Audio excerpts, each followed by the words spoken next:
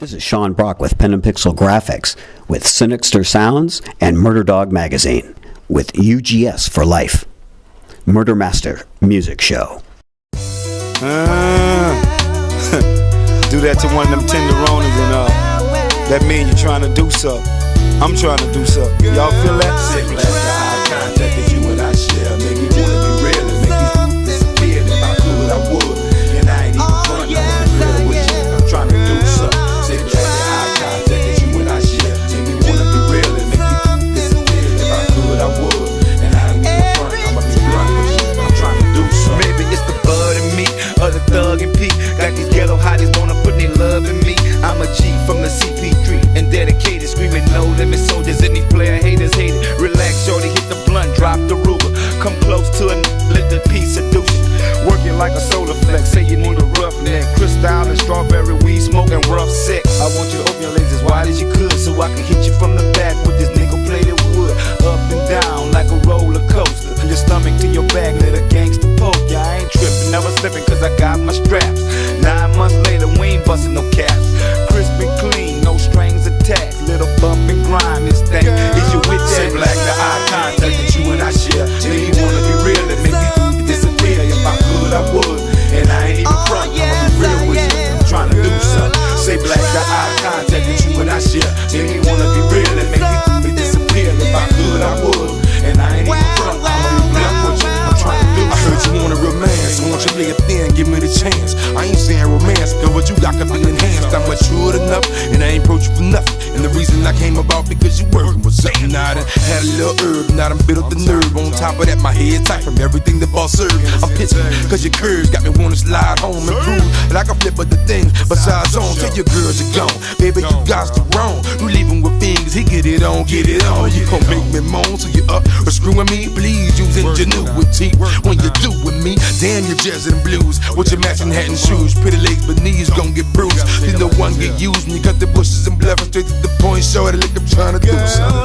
Say black the eye contact that you and I share. Make me wanna be real and make me disappear. If I could, I would.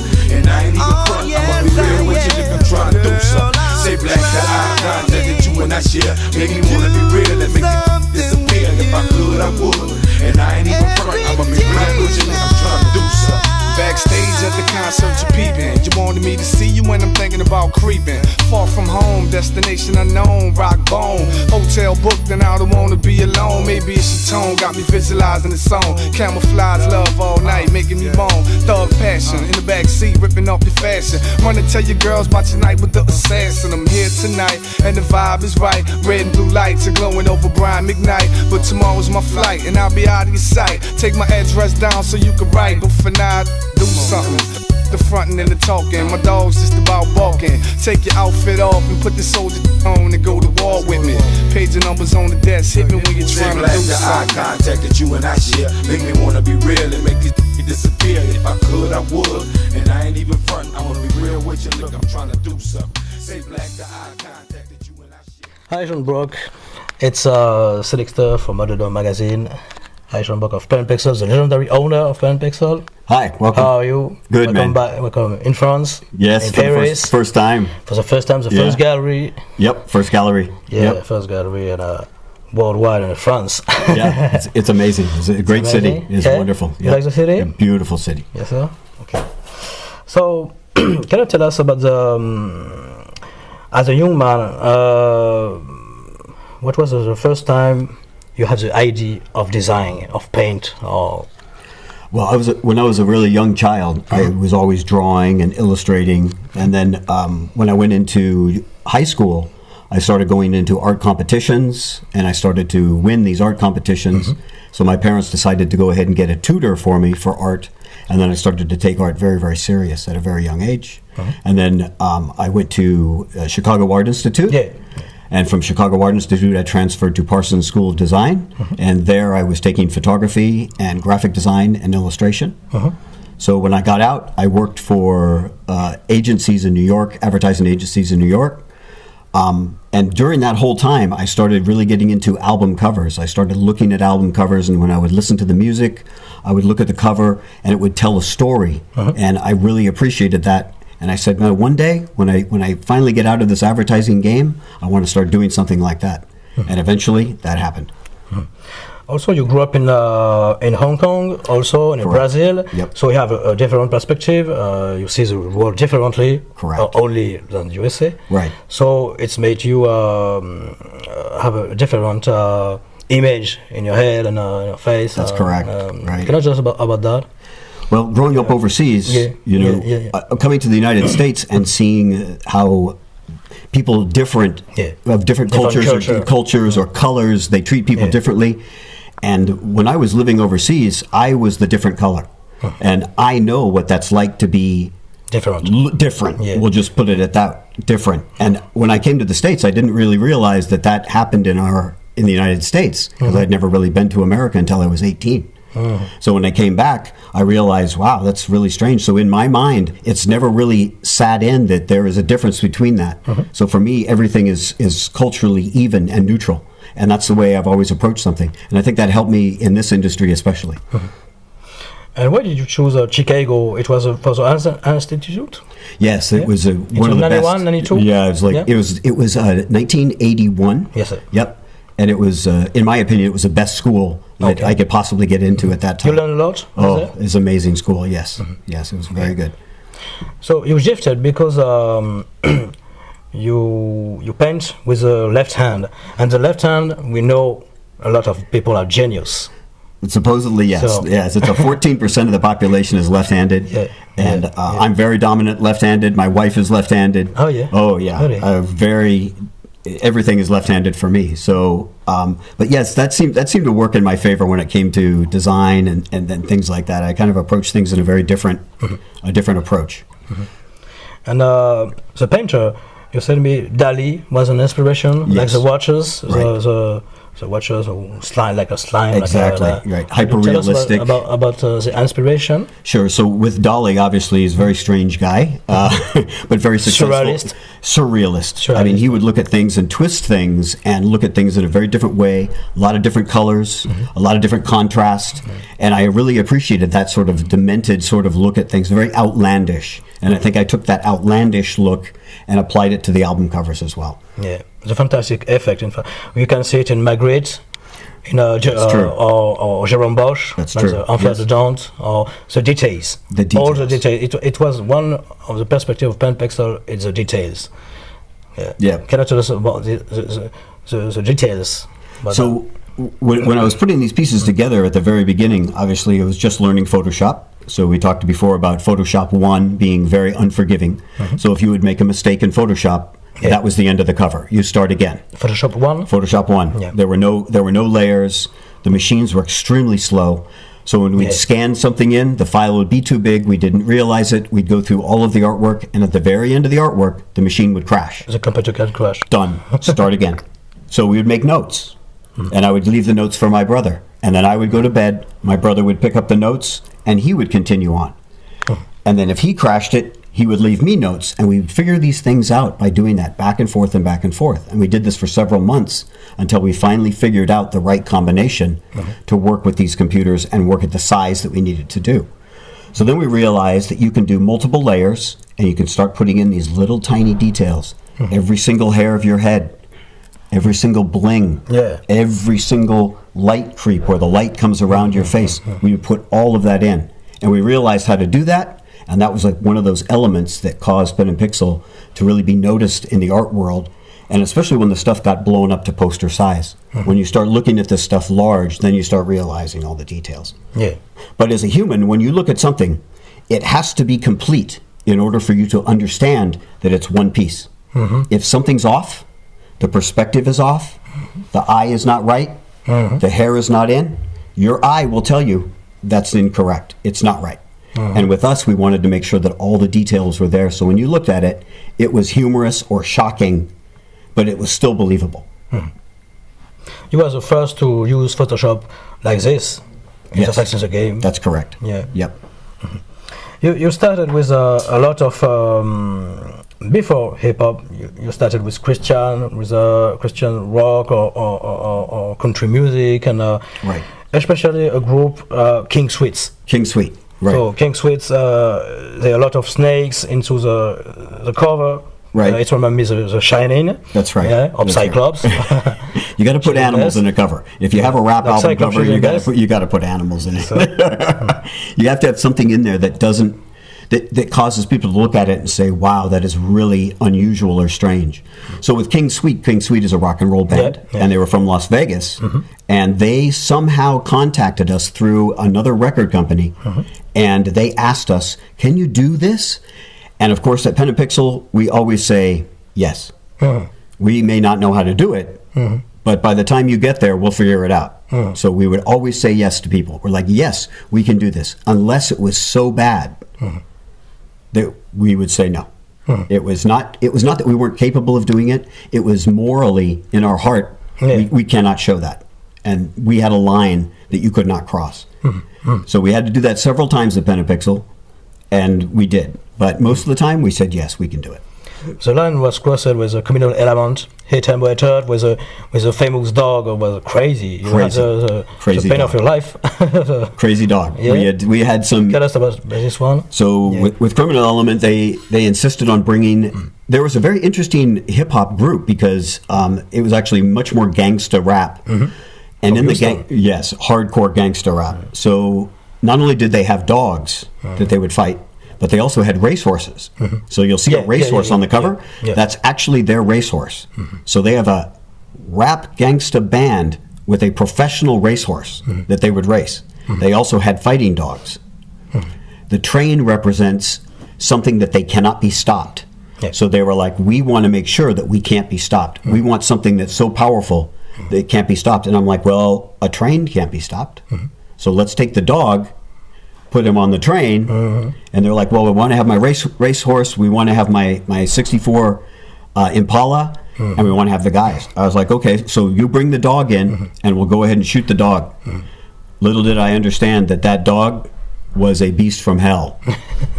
And they pulled that dog out in this metal cage, and they told all of us to get up on a ladder, and I didn't understand why, and then they pulled out the treadmill, and they tied this dog to the treadmill, and a guy got up on the ladder with a gun. And I was like, why does the guy have a gun? He says, because if he breaks that treadmill, he'll have to shoot him. So he's like, go down and get in front of him and take some pictures. And this dog came at me, literally trying to kill me. And I think I shot maybe 6 or 7 pictures of this dog before the treadmill actually broke. There were pieces flying off the treadmill, and the guy pulled me back up. He goes, go, go, go. And he came down, he packed the dog, threw the dog in, threw the dog back in the pickup truck, and took off. But that cover is crazy, too. And that was a crazy cover. That was the most scared I've ever been. I really thought I was going to die.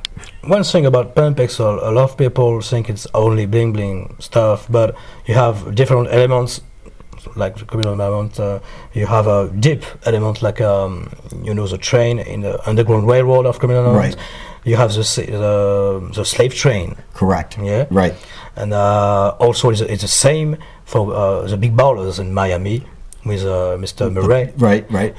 Demetrius Murray. Pineapple. Yeah, yes, the pineapple. Right. It was a sign, but it was like subliminal. In Pen and Pixel, you have the details, even in this one. That's right. Like the end of 3-6 or Tila, Peace of Mind, or Mind of Mystical. So you have the detail of spiritual thing in every cover we have, even if it's dark. Right. If there's always something elemental in there. There's always something in there, either spiritual, like you said, or representative of the past, whether it reflected to slavery or the Confederacy or the struggle that these guys were going through. It's a down south, it's very deep. Yeah, well, there's a deep history there, right? And there's a history that a lot of people, as you know, in the American Civil War, a lot of people died fighting for both for slavery and against it. I mean, it caused the largest loss of life that we'd ever seen in our country. Brother against brother fighting against each other for this reason. Luckily it came out the correct way. But those people in the South, they understand that very, very closely. So Bun B said one time, in the South we connected to the earth, and in the East it's different, it's more streets. It's maybe why Stravaus or the sound of Stravaus or the sound of the down south have a soul in it, Right. Well, you're perfect with that. Right. Well, I think the people in the South, when they're from a different state, so you could be from Louisiana, you could be from Florida, you could be from Tennessee. Those people, even though they're from different states, they're not contrasting against each other. They're not conflicting against each other. It's a unity. It's a unity, correct. So they look at each other and they say, it's all Gulf Coast rap. It's all Southern rap. Where if you go up to New York or you go to Los Angeles or you go to Oakland, it's back and forth against each other. And you're like, well, I thought if you're West Coast, you're all West Coast. If you're East Coast, you're all East Coast. It's not as cohesive as it is in the South. In the South, when they unified together, they unified very well. They came up with their own sound, and they marketed themselves like Master P, Cash Money, Suave House, Big Boy. I mean, these guys were the big ones. Hypnotized Minds. They're massive. They grew up. They're smart businessmen, and they knew what they were doing. Tony Draper, Tony Draper's a very smart guy. Tony One of the first Draper, guys. he was the first to have the previous covers in the insets. That's right. So he got an influence on Cash Money, on No Limit, and Hypnotized Minds. That's right. And when you saw him come up, he was a genius. He's a smart guy. We've known him since the very beginning. And he understood business from the very beginning. And when he learned about marketing, he's like, well, if we're selling a CD to you, why not advertise the next few products that are coming out? And he did. And he's like, well, I want to do this CD cover now, and then the next one, and the next one. And I was not understanding that. And he's like, so I can advertise. And I was like, oh, that's a very smart guy. So we did. And we helped him out very much. And he helped us out tremendously. I mean, Coming Out Hard was the first big cover that we did with special effects on it that people questioned. And they were like, well, there is no convertible Lexus. They didn't understand that we had created the convertible Lexus, took a piece of a Mustang out, put the guys in there, and popped the whole thing on there. Was it a great cover? It wasn't a great cover, but it was the best cover that we could do at the time. Photoshop 1. Yeah. Right. You did also Willie D. That's right. Willie D. Going Out Like a Soldier. Yes, sir. Yep. And it's inspired a lot of people too. So you started with Rap-A-Lot. Right. Also. Started with Rap-A-Lot. That's right. Started with G Prince. Yep. And also The Ghetto My Hood. The Ghetto My Hood is the first cover official of hip hop in your history. Right. And one member was a member of the Criminal Element also. David Lewis, Ice Water Slaughter. You made a cover too. That's right. We did a couple of covers for him. So can you tell us about this one, Ghetto My Hood, Trinity Garden Cartel? That was an interesting cover. Yeah. I mean, again, it was one of the very beginning covers. Yeah. So I mean, we're learning by mistakes. We're not learning from successes. So every time we would make a mistake, again, we'd start again. So something like that cover, it was repeated maybe 6 or 7 times before we actually got it right. So it took forever to do. It was a learning curve, but it also opened up our eyes and our minds to what could be possible. And that moved us on to Willie D, moved us on to a whole bunch of other elements that we said. And the funny thing about the Willie D album is the Willie D, the front cover, this is all professionally shot in a professional studio, large format photography, great photography, drum scanned, top of the line scanning. The back of the cover, the back of the long box, where we have the Capitol building burning, that's actually what got most people aggravated. Because they're like, how can you burn the Capitol building? And in America, land of the free, you can do whatever you wish. However, there's going to be consequences. You're going to get publicity good or publicity bad. In the rap game, any publicity is good. And we learned that fast from that album cover as well. So that was also a door opener, and that's what caused people to start coming to Rap-A-Lot and say, hey, I want you to do my cover, but I don't want to sign with your record label. And, you know, James Smith is like, well, this is a record company, this is not a graphic design firm. So we tried to work something out with James Smith and said, listen, we can design the covers and we can give you a cut. And then he's like, no, he goes, we're a record company. I can't do that. It's not a deal. So my brother and I took a look at it. We saw how many people were asking for the covers. And we said, oh, you know what? We got 45 people asking for covers. Let's go ahead and try this. And we went out and we did it. And we bought all the equipment. We worked on a table the size of this, maybe a little bit larger, and we had no idea what we're doing. And started like that. And that's how it all began. But we didn't give up, and I guess that's the big message: is we just never gave up. We just continued and continued and continued. Yeah. You know. And on Don't Blame on the Music with Tunji Cartel, you have problems with the HPD because you put the faces of cops. Correct. Yeah, and that was a very interesting cover because we had hired a professional photographer, and we said, "Listen, we need some police officers for this shot." And he's like, "Okay, not a problem at all." So he went out and he photographed these police officers, and the photographs were very clear, and you could tell that the police officers were looking in the camera. They were clean. You knew that obviously the police officers knew they were being photographed because the pictures were taken from here to me, right? So the police officer smiling in the camera, the reflection of the photographer is in his mirror. You know he's there. When we put out the album, we thought that we had clearance from the police department to put those officers in there. However, we did not. But the Houston Police Department didn't sue us. It was the officers that sued us. So the police department told them, "You're not allowed to be on covers. You shouldn't have posed for those pictures." We sent the pictures to the police department, and they were like, "Uh-oh, you have to defend yourself." So we got into a lawsuit with those guys, ended up settling out the whole thing. It was a mess, but it's all done. There were a lot of lawsuits with Pen and Pixel, but we lived in Houston, Texas, lawsuit capital of the world.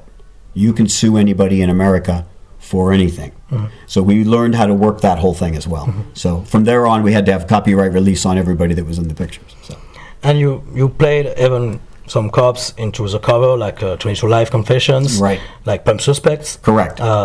Guilty Proven Innocent, or like 22 Life Up for Parole, Little Kiki, yeah. You got a lot of cops also into the groups from the Steady Mobbing also. Right. You saw all that. So I learned really quickly that I needed a police officer. Yeah. So I would use myself or other staff members. So most of the police that you'll see in those shots were other staff members of Pen and Pixel. We had complete police outfits, and we had the photo studio. So we would need a police officer in a certain position.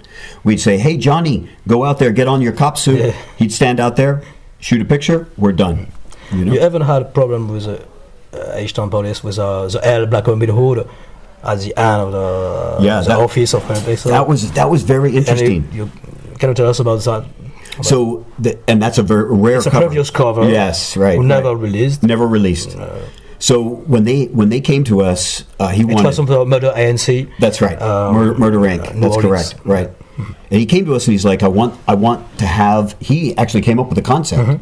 He's like, I want to have the reflection of the victim in a bullet after I fire the gun.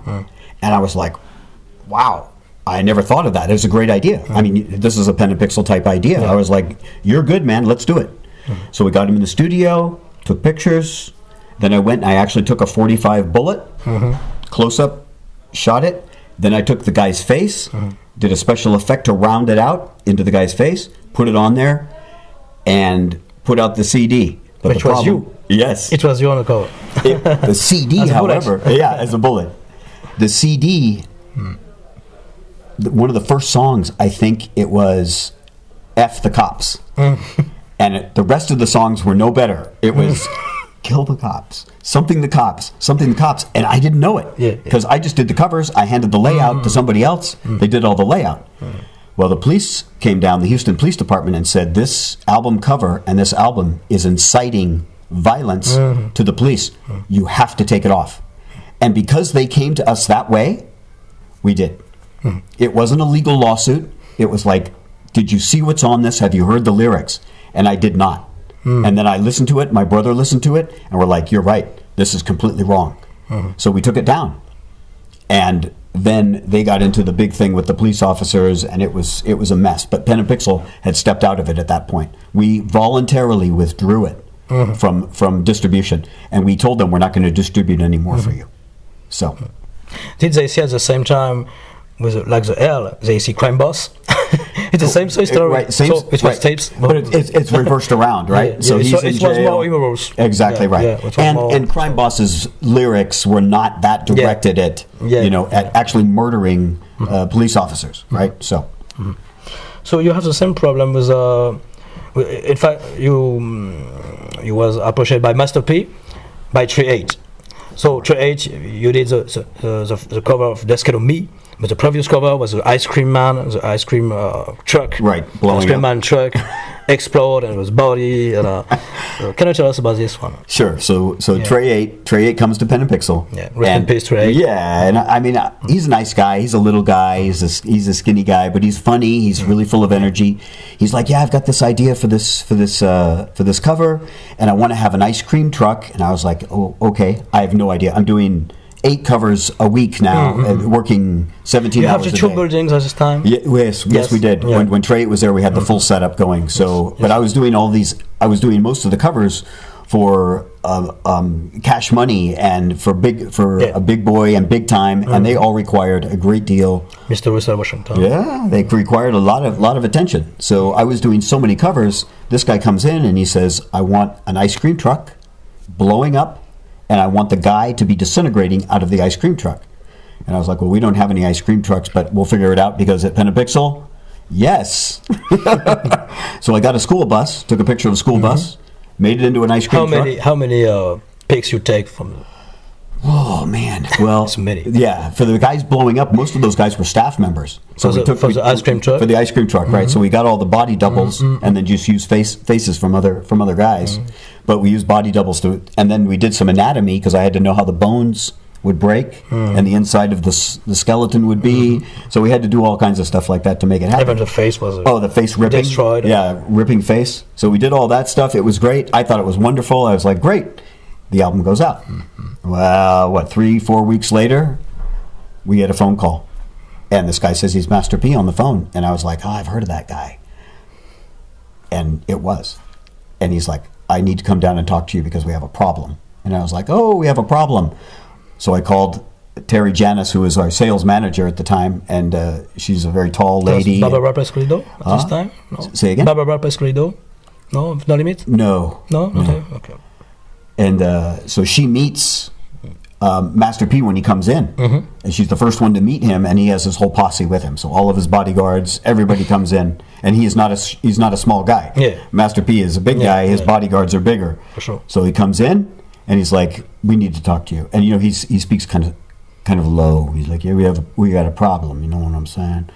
So they go into the VIP room and they sit down, and he explains the whole thing, and he shows them the cover, and she was just as amazed as I was.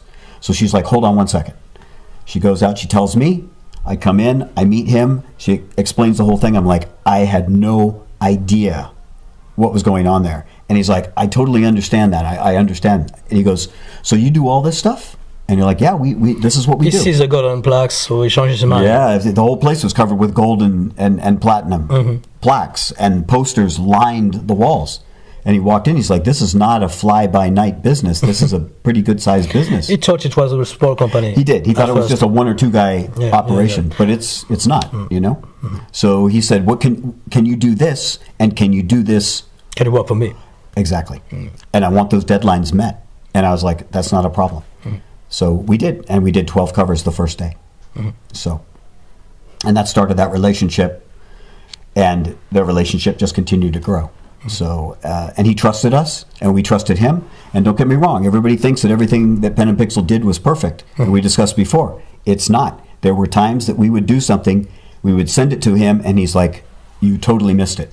That's completely wrong. Please do it again. We're like, okay. He's our customer, right? One of our best customers. Of course, you go do it again. So we would start all over again. And there were many times that we ended up having to do weekends and redo complete covers, miss the concept completely. But you live and learn, right?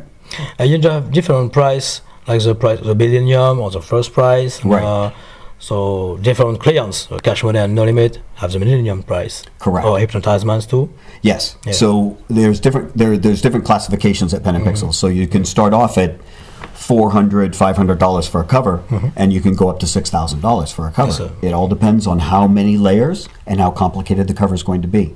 At Pen and Pixel, we don't discriminate on if you're a big label or a small label. It doesn't matter. If you want this many layers in your cover and you want it at that level, this is what the cost is going to be.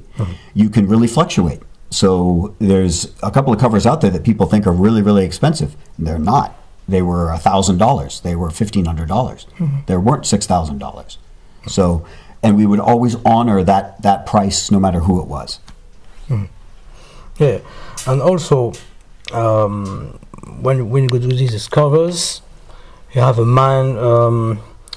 A lot of people saw that Pump Pixel at first have dark image, or it was like glamorized violence or something, and you realize it was real. Right. And you say in your mind, we would go to the Bling Bling or some stuff more quiet. Right. Because we see like the cover of Ghetto Boys, that good, bad and ugly. We see the Uncle Sam, or Indo G's too. Indo G, we see the Uncle Sam or something like that. So you decide to. It was like a ghost train in the ghetto. Like tame them down a bit. Right. Exactly. Yeah. Well, there were several catalysts for that. So we realized after being in business for a couple of years that our clients were actually dying. They were getting killed, and what they were talking about in their music was actually happening, and they were dying. And we were like, wow, this is completely wrong. I cannot believe that this is happening, and it's happening so many times. So we started to refocus them. We're like, instead of talking about somebody else, or instead of mentioning someone that's going to antagonize you, how about we talk about maybe girls or jewelry or nice cars or money, and how about we throw all that together? And we just started to do that slowly but surely, and then all of a sudden everybody wanted that look. They wanted the bling bling, they wanted the cars, the ladies, they wanted the dogs, the lions, the tigers, the giraffes, whatever we could put on there. And they loved it, and it became sort of their dream and something that they aspired to, and they wanted to go after it. And they did. Some of them did, not all, but some of them actually did that. One of the of the cover who made you worldwide is Snoop Dogg. Yes. With the Soul to the Game. So can you tell us about this one, Snoop Dogg? So Snoop Dogg obviously got signed off of Death Row, and he came from Death Row onto No Limit. Right. And once you become a No Limit product, because when you're in business, it becomes a product, right? You have to have that signature look. And when Snoop Dogg made that transition from West Coast over here, he became under the umbrella of the No Limit Soldiers. And as a consequence, he's going to look like everything else that No Limit does. Of course, to the next level with Snoop Dogg, because Master P told me, he goes, do everything you possibly can. Let's make it happen. Let's get it going. So they did. And we made it happen. We pushed it to the limit, and we did what we possibly could do. So the origination was that Snoop came up, and again, Snoop's an A-list client. He only has so much time, and we only had so much time with him. So we needed him seated in a chair. He did not have anything in his hand. It was a standard chair. We laid him down. We shot him, maybe 8 pictures. That's it. Then he's gone. So maybe 10 minutes with Snoop. He's finished up, gone. That's all the pictures I have. That's all I can work with. We put it back together. We go in. We change out the chair, put rings on, watches, his jewelry. He has the cane. We put the cane in his hand, and everything else was put into the background. Even the Chambord pastels, French? Yeah, we look for something super opulent, and luckily here in France, you have a lot of opulence here in France. Chateau de la Loire. Such beautiful stuff. So when I would go for bling bling, I would go to my stock photography, and I would pull a lot of things from France that you guys have here, because it's so beautiful, it's so unique. And it was great for the backgrounds, like for E40. I mean, even some of Master P's stuff. I mean, some of that stuff is from France. So yeah. Like Little Italy also, on top of the world. On top of the world. The same French customs. Right. One thing also, it was about the call you have with a BG, and he won diamonds, better like Master P. So the word bling bling coming out. Right. And now in France, we have the bling bling word with Sarkozy back in the day.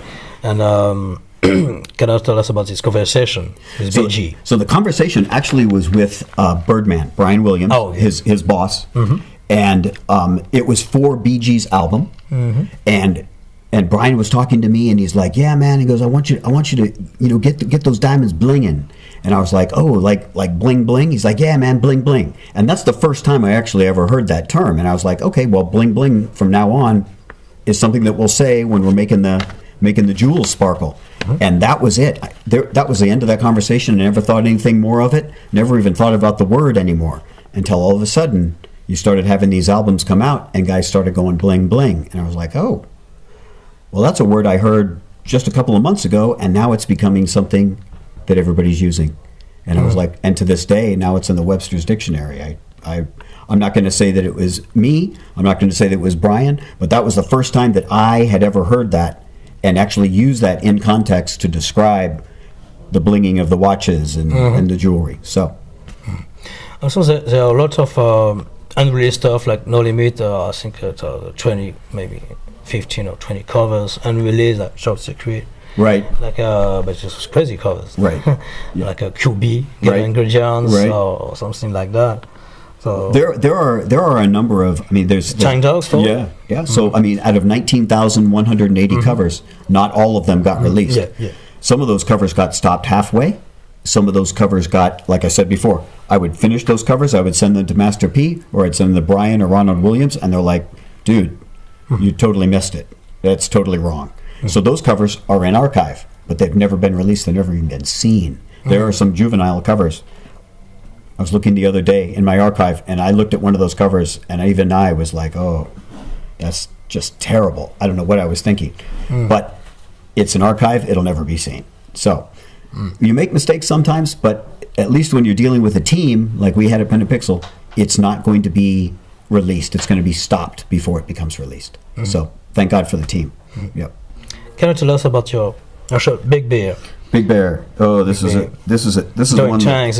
It's crazy stuff because at the time when it released, it was not maybe successful Right. as sales. Right. But now it's a symbol of Pen and Pixel for the new generation who discover Pen and Pixel. Right. So can you tell us about this cover and how you made it and the beers? Yeah. You taken from the studio? Yes. Yeah. Oh, still the bears? No. Those animals are too big. Yes. Fruits are real. Fruits are real. The fish is real. Fishes are real. I remember the fish to this day. Yeah. So Big Bear comes in, and I'm going to say he's 6'8", like and a big bear, maybe 300 some pounds. Huge man, but he comes in and he's a real smiling guy, and he's humorous. He's got a good sense of humor, and he's like, "This is what I'm kind of thinking." And I was like, "Well, you're huge. You look like a bear." He's like, "Yeah, man. How about we do like the bear sitting down at the table?" And I was like, "Well, if we're going to do that, let's throw down what bears eat. What do bears eat? Well, berries and nuts and fish." He's like, "Oh, it's a great idea. So we'll go and do that." So we started sketching everything out. And he's like, "Put them in Versace robes." And I was like, "Okay." So we go and we buy a Versace robe. Of course, we didn't take the tags off. We put him in. We shoot the pictures. We take the robe off carefully and we bring it back. And then we shoot everything else. The hand for the bear is actually from Hollywood. We actually rented that hand, and we brought that up. We put the nails on it, shot it in the positions that we needed it, packaged it back up, sent it back down to Hollywood. So that was an actual real bear hand that we actually used.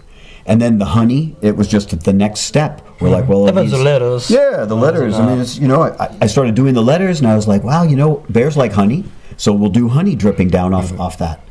And one thing fell into the next, and all of a sudden it became this cover that when we finished it, we were all laughing, And that happened a lot at Pen and Pixel. You would finish these covers, and the client was happy, we were laughing, but we never knew that this cover would be such an iconic piece maybe 20 years later after Pen and Pixel, right?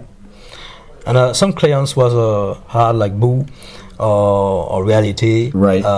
They want more and more changing sometimes the cover. That's right. The previous cover was a different watch on a Boo from Concert Camp. And some of the changes were massive, and some of the changes were complete redos. But again, the relationship, in my opinion, when you're in business, is more important than the short term. So we would make these changes, and don't get me wrong, in some situations we have to charge them again because it's a complete redo. He signed off on the sketch and now changes everything. It's redo time. So it happens, but that's business, right? Can you tell us about Lul Sin Frustrated by Death? It's a crazy cover. Oh, that's a good one. So Little Sin, you've interviewed him before. Yeah. Great guy. Just a great guy, and he's very. He have no interview since 20 years. Oh, sorry. he's got some stuff coming out now, from what I've heard. There might be a re-release. That's a very talented Central guy. Texas. Yes, and he's very animated, and he's very professional. So he came in, and he's like, well, it's all about me coming back from the grave, or the grave grabbing me and pulling me back in. And I was like, okay, well, how about this? How about, because we had a skeleton at Pen and Pixel, so we made a sketch. I said, how about you being grabbed and pulled back in to the grave with a gravestone there? Sketched it all out. He's like, okay, how are we going to do this? So I was like, well, I need you to lay down on the ground. And then I get on my ladder, the famous Pen and Pixel ladder where I shoot a lot of things. And he laid on the ground and he did these animated poses. And I was like, move this there, move that there. Shot a couple of pictures, went into Photoshop, brought all the hands around him, all the shadows, everything else, made the ground break out, put some roses down, and of course the graveyard was the graveyard that was behind us at Pen and Pixel. Used the grave that was there, and the cover came out. It turned out wonderful. Yeah. It was like the same with the cover of the rapper who have the graveyard behind Pen and Pixel office. Right. It was a Murder Inc. Let's Die Together, that one. We used the grave on that one as well. Oh, yeah, Murder Inc. Tell us about this one. Yes, with the manager. With I think it's Cy Williams was the manager. And he passed away, and they wanted to do something to honor him. So there's a girl and a guy, and they were rappers together, and they were like, it was crazy from the No Limit. Right, that's right. After 3 or 4 boys. That's right. And they were again amazingly professional in the studio. We sketched out what we were going to do. They're like, that's what we want to do. We laid them out on the ground. You saw the rest of the panels on that CD. And they have the makeup on. It's very intense looking. And we shot them together. We went in and put them in there. Every single hair was put back in. The headstone was changed a little bit. The text was brought out like it was busting out of the ground. Again, another first for Pen and Pixel to do that type of text. It wasn't the bling bling, but it was something completely different. And it gave that 3 dimension to it. It's a shocking image, but it conveyed the image. And that's what we wanted to do with that one. And I think we did it well. The letters in Pen and Pixel is like a secret formula, like Coca-Cola. That's correct. So you have a perspective. A lot of people are inspired by you, but they never can't have this type of stuff. Even Funkified Graphics, for example. Right. Yeah. It's not the case now. Yeah. But you have the secret formula. Right. So with the type, people will look at that and they'll talk online and they'll say, "Oh, it's a filter. It's this. It's that." It's not filters. It's actually done by hand. The type on a Pen and Pixel cover will actually take us almost longer than the complete cover will, because we go in and every one of those diamonds and all of that perspective, all of the edges, all of the blings are done by hand in Photoshop. But it takes forever to do because the text is different on every single cover. It's not a filter. And people will continue to say that it is. It is not, and that's why it looks the way it does. It looks like it's done by hand. It's because it's done by hand, right? So. Yes, independent for each cover. I think about also Abnormal Zone, the Tyrant with a C-Ring. Can you tell us about this one? That cover to me to this day is actually one of my favorites. Yeah. So again, it's subtle. You don't see it right away. He was from Clarksdale, Georgia. Right. And he's dead now. He's dead. Yeah. So it's tragic because sometimes you describe something would happen really. Reality sometimes is portrayed in the covers, and it actually happens, right? Exactly. So this is real. These are real gangsters. These guys are not. These are not joking around. These guys are serious, and they're playing the game serious. And in America, as you know, we all have guns. And if you have a problem, you sometimes sort it out that way. And that's the unfortunate part. And it's something that I didn't realize until I came to the States, that this really was happening. And it was shocking for both my brother and I, because we'd never been around that type of violence before. And we never saw people settle a problem with a gun. When we were kids, we would settle it with our fists, right? These guys don't settle it that way. They settle it with a gun, and there's no coming back from that. So with that cover in particular, it was a very unusual cover, because when we started sketching it out, those ideas came up with a syringe. So we wanted he was having issues with the whole drug thing. That was a big thing there. The drugs were taking your life. They were causing you to be a different person. They were entrapping you. So he said, listen, hey, how about having a syringe and having you inside the syringe trying to get out? And the syringe, when it comes across your face, you can see death as a skull through your face. It's a very subtle cover, and a lot of people don't see it until they look at it closely. And then they're like, whoa, wait a minute. So there's another cover as well, Moby Dick. Yeah, with the guns. There's the guns. Yeah. The Moby Dick cover actually Gangsta Harmony is Gangsta Harmony is one of the most complicated covers that I think I've ever done. It took so much energy to do that cover because each one of the piano keys is a gun. So you have a 45, and then I think it's a 41, a 45, a 41, and I think there's 60 keys. Each one of those pictures was a separate picture. And then I had to put his fingers on it to press down on the keys. When you first see the cover, you're like, it's a guy playing a piano. It's not. He's pressing down guns, right? He's playing that whole thing. And that guy, again, very talented guy. Yep. Everything is in the details. Like, everything's in the details. Yeah. Yep. One of the cover who amazed you by the idea of the cover, like Cyclops or Shijin Death, or right. One cover you said you were amazed by the idea. Yeah, some of these clients would come in. They had some ideas. One of those actually that I think transcends is Sea-Loke.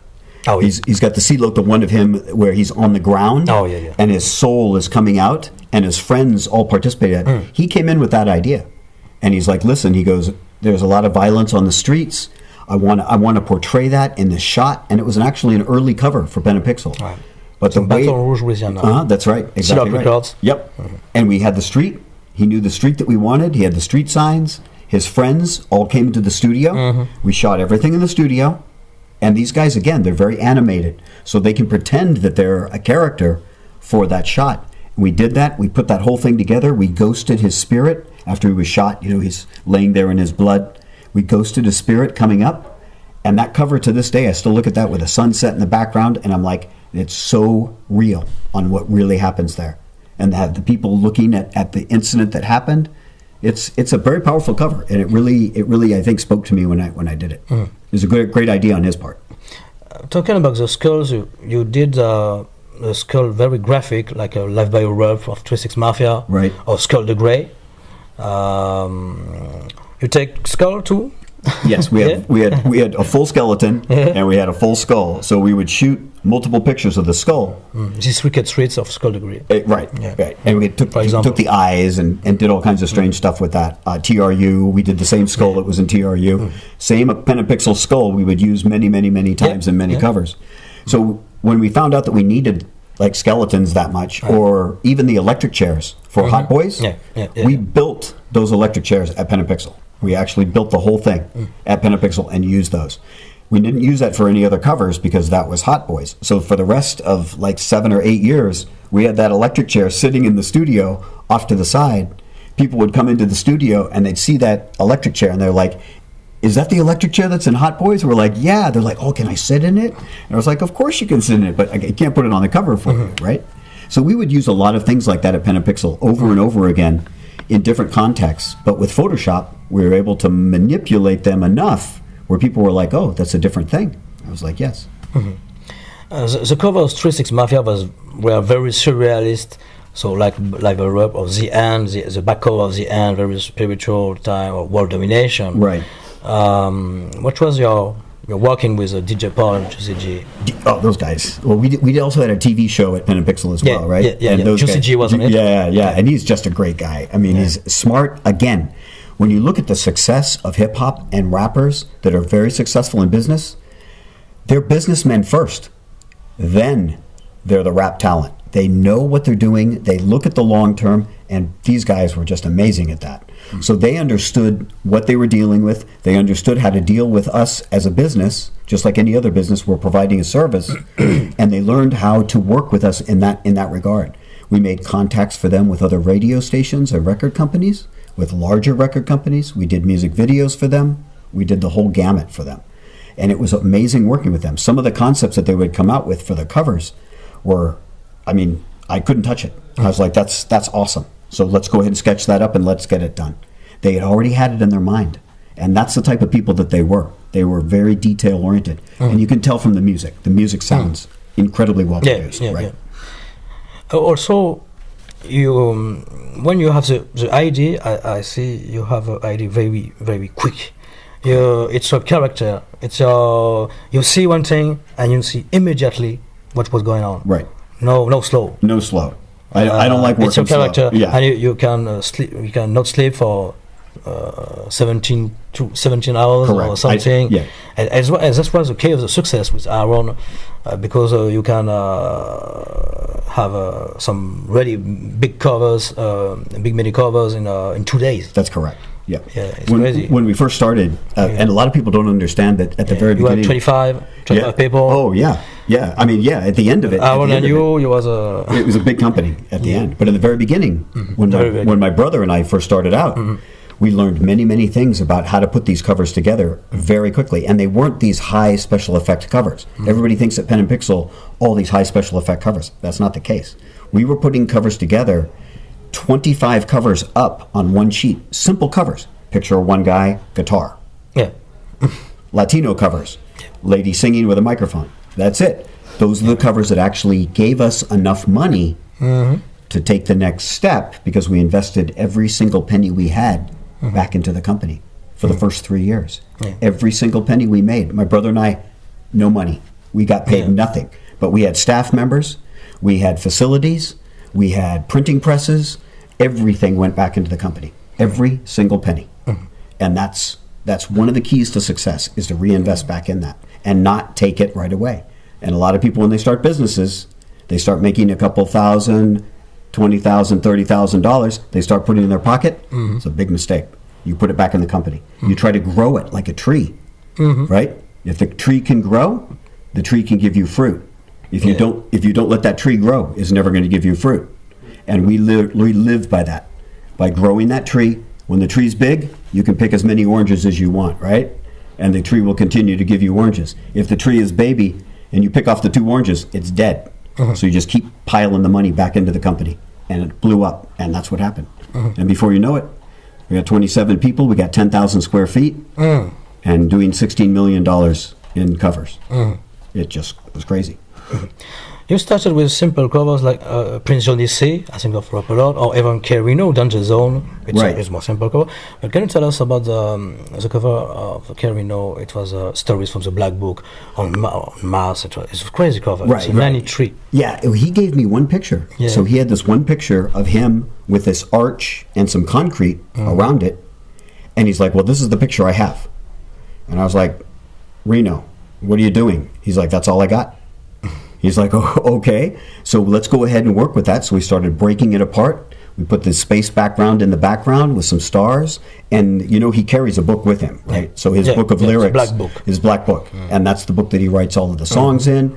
Many rappers that I've seen that have been very successful, they carry a book with them at all times. Because when they get that inspiration, there is no time to think. He was very smart. They got to write it down immediately. There is, and they'll be talking with their buddies. They'll be rapping with their buddies. They'll sit around. They'll write it down right then. The other guy who does that, who's famous, Lil Wayne. Yeah, he carries a book with him everywhere he goes. He's a very serious rapper, and that's how he succeeded. Yeah. What happened with at the end of AK Studio? So Unbreakables, one under the name AK Studio, T-Rock, Rock Solid, and also La de Famous, right? Or Clubhouse Click. Can you tell us about this case of AK Studio, or Gangster Nip, right? Also the Return of Psychopath. So AKA Studios actually comprised of 4 Pen and Pixel employees. They were 2 of my art directors, and 1 of the layout artists, and 1 of the video guys. And they put together a studio right next to Pen and Pixel. So Pen and Pixel's facility was here. We had another studio here, a very small studio. They moved into that small studio, and they took over Pen and Pixel's clients at the very end. We didn't want to drop the clients on the face. We knew that we were going down. We knew that the business was decreasing, but our clients were paramount. We couldn't drop the clients. So we transferred that over to AK Studios, to employees that we knew could handle that. and they ran that operation until they could no longer run it. And that's what happened. I think it last like 4 or 5 years or something like that. And then it was done. It was because after the September 11, they scared to take the plane. Right. So it ended the business. It devastated our business. So I was not even at Pen and Pixel when that happened. I was out in Oregon, and we saw it on the news, and it took me a week to get back to Pen and Pixel. And a week in our business is deadly. It'll kill the business. My brother was out in Houston trying to run the business as well, but I was gone. The business had stopped because no one could get on the airplane to fly out to do the photo shoots or meet with us. It terminated. When you take a financial hit that's that devastating and you have that many staff members and that much overhead, it's very difficult to recover. We thought that we'd be able to recover. We thought that it would be a temporary thing. It was not a temporary thing. Business slowly declined. And then the other thing, this thing, Napster, online downloading. And the end of the CD too. That was it. You no longer required to have an album cover to put a CD into a store. It was the end. So that was the end of Pen and Pixel. There's no longer a core requirement to have that type of marketing and that type of investment in marketing when you could simply press a button and download it. And the producers knew it. So the producers came to us and they said, we're not seeing a return on our money anymore. It's time for us to move to the next stage and start talking about downloading and what have you. And that was the end. In the Source, Vibe, and XXL, you have a lot of covers of the Cash Money, No Limit, and all that. But us in Murder Dog magazine, we have a lot of covers. Underground Pen and Pixel. Can you tell us about the relationship with Black Dog Bone? He did business with us for probably 5 or 6 years, and great guy. He was very smart guy. Him too. And his wife. He grew up in Sri Lanka. Yeah. Sri Lanka, like you was That's in right. Asia. That's right. So he have a bit different perspective, like a shaman. Right. Shamanic stuff. And he had a good relationship with most of the interviews that he did, and the layout of the magazine. Mary Dance? Yeah, Mary. That's Mary right. Dance, That's yes. right. His wife. Yes, wife. Yep. And she's great too. But the way he would interview people or talk with them, it's different. is totally different, right? And he was not intimidated about going after top line, right? And asking the right questions. He'll have everyone who's mistakes. He did. And he did a great job. And he was good to work with. We did a lot of work with him, and it was a good relationship. But now you have Smartface Media. That's correct. Tell us about Smartface Media. So Smartface Media is... we have our big clients by the day. We can reverse Pen and Pixel still. That's correct. Yeah, we have this. We have the same capabilities as Pen and Pixel. Obviously, now I have a little bit more time, and I'm doing the work myself. I have more time to spend on the covers. I don't do as many covers because the demand is down. Smartface Media is actually a complete conglomerate of services that we provide. We do video services, we do web services, design services, logos. I do a lot of still. Too. Yeah, exactly. Merchandise. Yeah, merchandise. We do a lot of trade show stuff. And the reason gallery now. Yes, exactly. And galleries. That's galleries right. in Europe. Correct. Right. And we have a gallery rep, Espen. Who's run 3 shows so far. He's done a fantastic job. In Norway, in Copenhagen. That's right. In Copenhagen and Oslo. Now in Paris. That's right. And now we have this one that just finished off. In London. We're hoping. Or Germany. We have to be worldwide. We are. And that's what we're hoping for. We're hoping to bring this stuff out and show people again, now that there's a sort of resurgence, and have people appreciate it and maybe bring some warmth back to when they were listening to the music, and now they're looking at the pictures and the CD covers, and they're like, wow, I can feel it. I can feel it in my heart. In Europe, we have a different perspective because we have the respect of the tradition, the respect of the old. So in America, maybe some people would say it's played out, but us, we see the quality.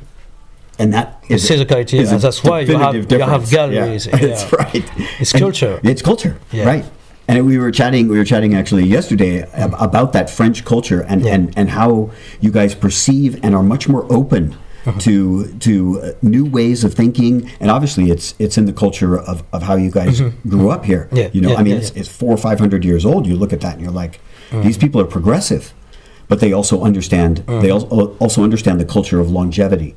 And going back and taking a look and saying, wow, that was effective. And that was monumental at that time. And you guys know how to do it. And it was a great honor to come here and to do this. It's an honor for us too. And to have you and everyone here. It's just been a warm experience. And I would love to come back again. It'd be great. Maybe London next time. Like I said, maybe Germany. So, Europe culture have an inspiration on you, on your fact of thinking, of mind.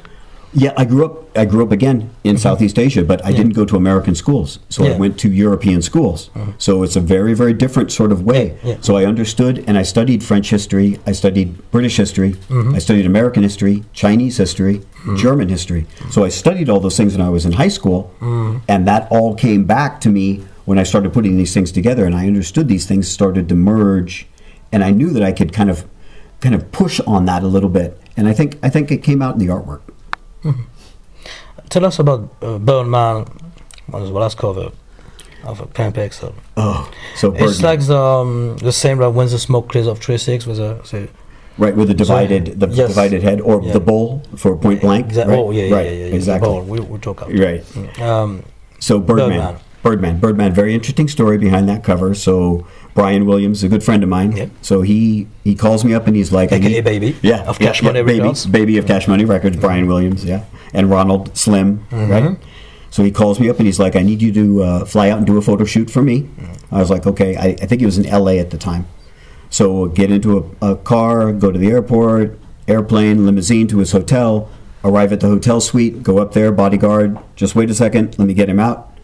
He comes out, his family is there, his great family, and he comes out and he's like, what are you doing here? And I was like, photo shoot today. He's like, oh, no. Oh, he forgot. I'll tell you what, let's do it some other time. So back in the car, back on the plane, fly back to Houston. He gets back to New Orleans, and he calls me up and he's like, I need you to come out and shoot a piece of jewelry. I was like, a piece of jewelry? I was like, can't you just shoot a piece of jewelry or send it to me and I'll shoot it and send it back? He's like, no, it's very, very expensive. And I don't trust anyone else. And I was like, okay. Back in a car, on an airplane, fly to New Orleans. I arrive at his house. He takes out this piece of jewelry, which is the actual bird, which is made of platinum and diamonds. I think it's $400,000 piece of jewelry. And he lays it down. I take 3 or 4 pictures. That was it. I come back. And he said, do what you do. And I was like, okay, let's make this the new millennial looking cover. So he took the bird, his face, and the rest is history. Even like Master P, you take a Mirror Vision Croix and The Last Dawn. That's right, on The Last Dawn. And that's a relatively simple cover. A lot of people don't quite understand that. Yeah, it's a pretty simple Europe cover. culture too. Yeah, of course. Yeah. I don't know, it was one of the cathedrals you have here, but it was something very opulent. Yeah. And I think it's only like 7 or 8 layers. And that's it. And then encrusted the hand with jewels. And that was the photo shoot where his ring fell off at the photo shoot. And the diamond popped out. Juvenile, can you tell us about it? Like a pizza of 40 degrees. 400 degrees, yes. So that was that cover was an interesting cover as well. So again, he comes to us with this idea. He's like, I want to be really hot. I want to do all this other sort of stuff. I was like, oh, okay. So we sketch it out, right? And we go to the studio, and we put a couple lights on him, his hand, the cash, the watch, the rings on that, all down at the very bottom. That was only one ring. So we had to duplicate that up like 300 times in Photoshop and put all those rings there and then light them on fire in Photoshop, the fire dropping in Photoshop, take a picture, put the whole thing together. It looked wonderful. Again, I did not know that it would become such an iconic album, and it did, and it was one of the best sellers that Pen and Pixel had ever had. It's reminded me some history, like the Pink Floyd album with all the beds, right? And it's a real story. Right. Before Photoshop, they have to put all the beds in real. That's right. It's crazy. Right. Crazy. It's right? crazy. and some of the covers that inspired me, I was talking about that earlier today. One of the covers that was really monumental for me as a youngster was Supertramp. Breakfast in America, where the lady is the Statue of Liberty. She's a waitress holding up a milkshake. That was one shot, and I learned how that was done, and that was way before Photoshop. But I would look at that album cover, and I was looking at the perspective. I was looking at how it was shot. I was like, it's a beautiful cover. And when you sat there and looked at that cover and were listening to the music, that harmony, when you're seeing and you're looking and you're reading all the lyrics, that to me, I think, was the minute that I realized I would love to do this for a living. And Photoshop allowed me to do it. Yeah. It was just that minute. I knew it right away. You bought a statue of Liberty on No Limit East, but it was never released. Right. Previous covers of No Limit East cost like Short Circuit. Short Circuit Gonna Howl is one of the for me the best No Limit cover, but it was not released. Like so, but it was crazy. Short Circuit, Right. the tongues and all that. Right. Going AWOL. Yeah, Very and he had changed the logo several times. Oh, so, yeah. so P started off with the gold tank with all the diamonds, and then we went to like the Bradley fighting vehicle with not a lot of diamonds, like Game Face, the one that was used on Game Face. Yeah. And then he modified it again, from what I've seen, the last one. So he's changed his logo several times. But you have to understand that Master P has maybe 10 companies. So he's got all these entities out there that are working for him. So I can understand how he's going to modify this. So he knows what he's doing. He's a genius when it comes to a business. So, there was a lot of things there that he would try. Again, in business, you try. Either you succeed or you don't succeed. But you need to move on to the next one. Yeah. And Master P, he knew how to do it. Yeah. DJ Paul said one time we have to put the eggs in different places That's right. for make the business Right. right. 'Cause if something fails, you don't want everything there at Yeah, one time, right? If you have your 3 favorite albums you made, Oh, that's an interesting one. It's one of these for Yeah. sure. This guy. I love this guy. I like. you in contact with him? Yes, I am. Yeah. Yes, I still have contact with him. He lives in the mountains. He's Big Bear. He's still Big Bear. He's still Big Bear. I want to actually see if I can do something with him, maybe merchandising or something like that. That would be wonderful because his cover has such prominence that I want to see if maybe we can figure something out. So I'll be chatting with him a little bit later and see what he thinks. Sex Fiends. Oh yes, Sex Fiends. And unfortunately, that was one of the files that was corrupted. We could not retrieve that file, but Sex Fiends was one of my favorite covers. Sex Fiends with Breast of yes, because the first one was more simple. Right, 92, exactly. 92. 92, right. Yeah. And the third, third for you? Right. Yeah, The I think third? ESG. Like either Sail in the South or Always on the Funk. Oceans of Funk. Yeah, Correct. One of the. great. They're simple covers, but when you just look at them, you're like, it's just got that humor. You're just like, wow, that's funny. And I wanted the first one is Oceans of Funk. I wanted the second one to play off that with the boats and the guys in the car and everything else. And I think it worked out pretty well. You did cover some movies also. So can you tell us about this? You was approached by studio. Right. Yeah. So the for movies studios because right. your style is very graphic. I think about Tila, Piece of Mind with the eye and the hand in set or in Mystical. You have the same hand. Right. You have details and all that, even the same letters. Right. Whereas a puzzle face. Yeah. Well, working with a movie studio is very different than obviously working with a record company. They have extremely tight deadlines. They have different parameters. The artwork has to be not just in a CD format, but it has to be long, has to be tall, has to be big, and you have to sign off all your rights on it. So, because they need to reproduce it, has to be on video format. There's a whole bunch of other parameters when you're dealing with Universal Records or Virgin, or you're dealing with Sony or DreamWorks or any of those. It's a whole nother ball game. It's a ball game that we really didn't understand until we started working with them. But once we got through the first project, which was Chris Rock, once the Chris Rock project went through and it happened so fast, the studios aren't used to having artwork turned around that quickly. And we did it so quickly, and Chris was very, very happy with the artwork, and then to reformat it, that happened very, very fast as well. And they're not used to that. And I think our prices were decent. We signed everything that we needed to sign, and we got it done. Then they started transferring things like Share. Yeah. And that was another massive project. HBO. And, Destiny's Child. Correct. Destiny's Child. Superdome. The Superdome. Undisputed with Ving Rhames. Those types of covers started coming out. We did another Western cover with Randy Travis and a couple other Western guys.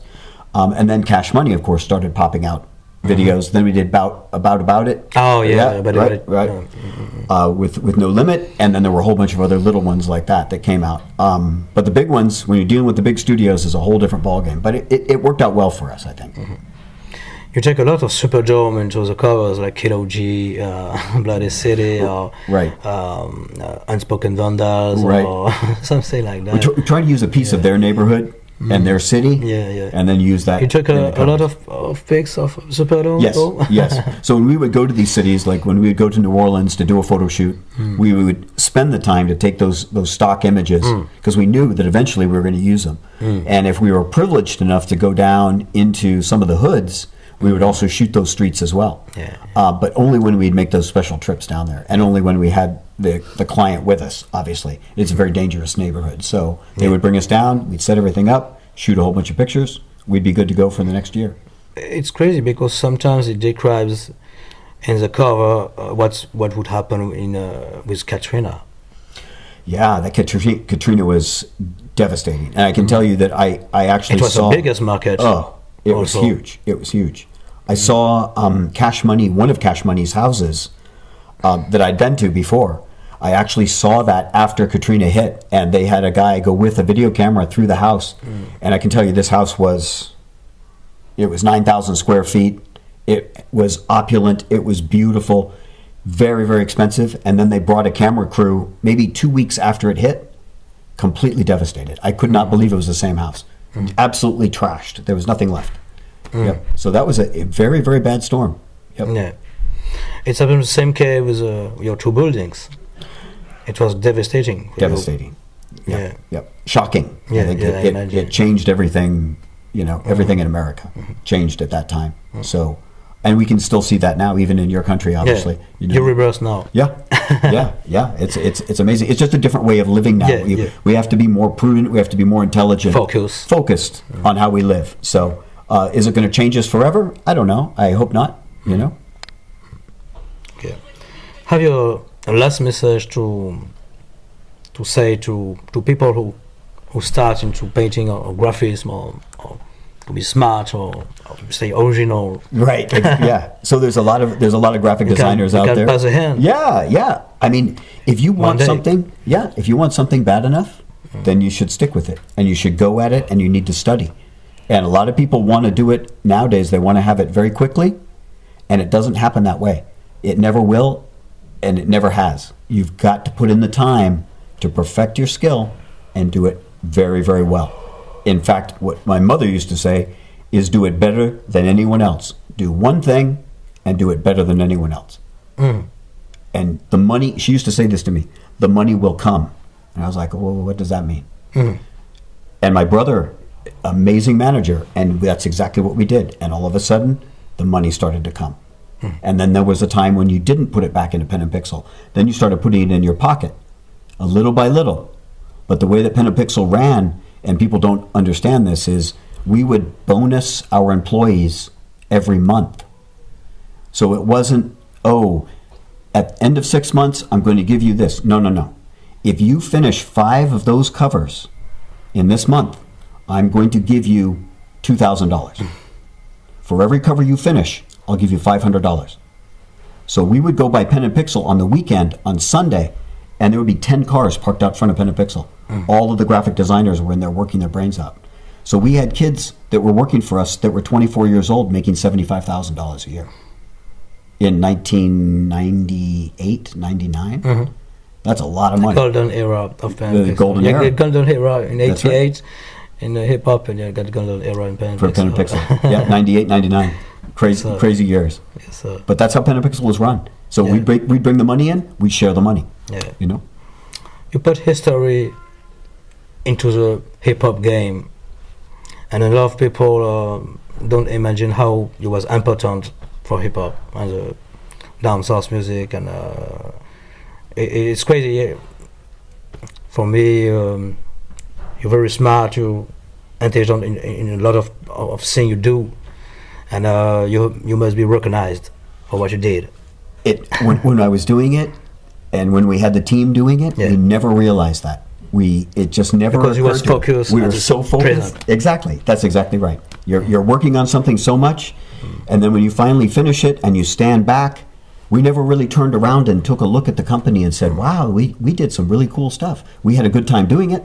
We laughed. We had a ball. Everybody got along well. The clients were happy, and some of them did extremely well. And at the end of it, coming back 15, 20 years afterwards and seeing that it's coming back was as much a shock to me as it was to anyone. And it was I I'm glad to see it.